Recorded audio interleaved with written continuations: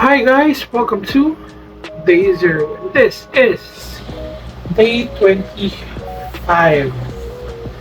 So yun guys, it's Day 25 and kahapon guys, I just wanna explain, hindi na ako nakapag-gym kasi di ba paggising ko nun, kumain lang ako tapos kumain na agad ako sa girlfriend ko. Dapat, ang bala ko nun, after ko dumaretso sa girlfriend ko, pupunta na ako ng gym. Kaso, syempre, my girlfriend has always been my priority ever since, and she needed my help. And who am I? Nakatamangge. Just to clarify, I will break every rule just for her. So that's how I love. That's how much I love my girlfriend. If she wants me to stop doing this, I will stop doing this. Pero hindi naman ako pang under. It's just that hindi ako under, guys.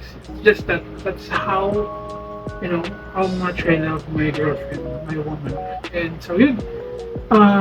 So dalawa ang magiging workout natin para ngayong araw. So ano ko lang guys, 4:43 p.m. So 4:43 p.m.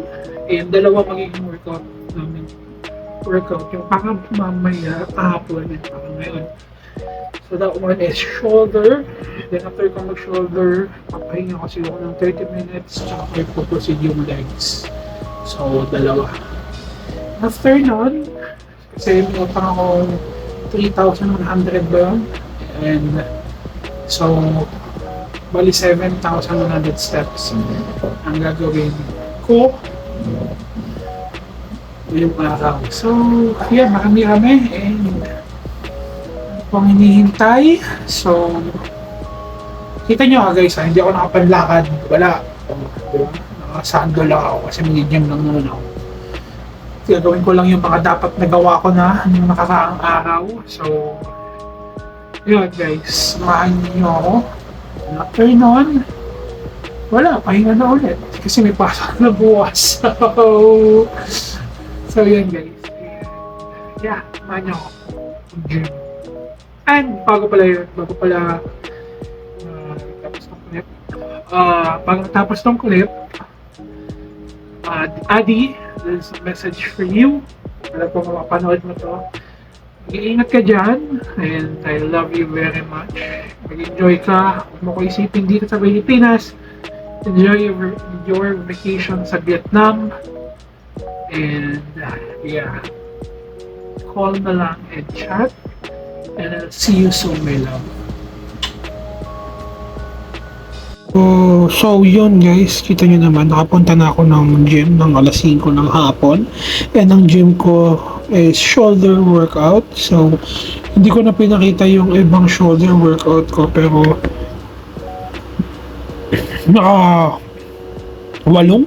walang shoulder workout ako.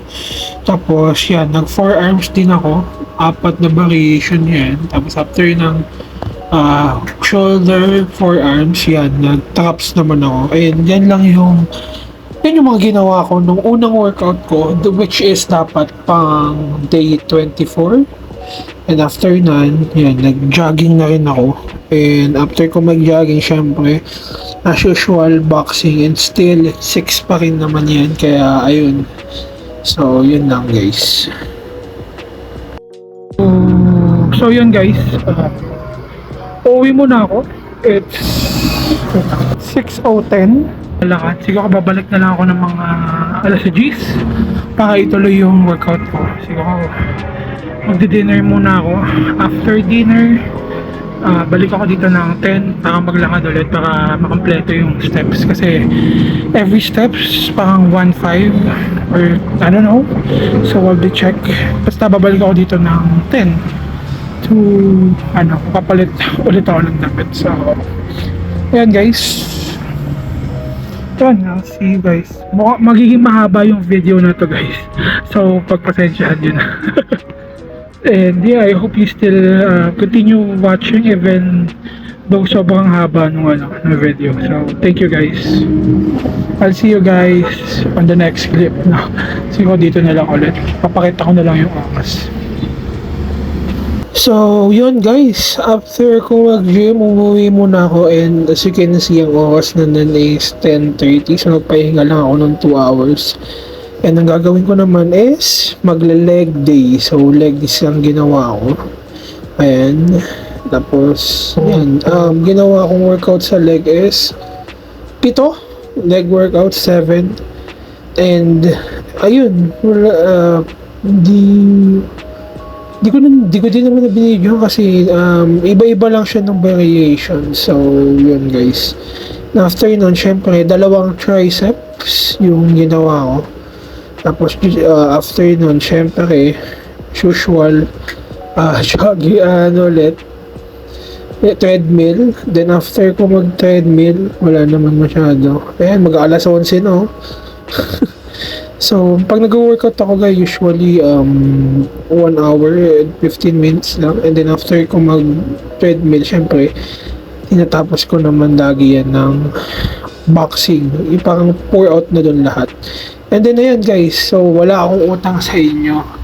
Ginawa ko lahat, tinapos ko lahat, naka 7,000 ako. So, almost double ng usually na ginagawa kong 4K. So, yan lang guys. Thank you. Please like, comment, and share. And stay tuned for more.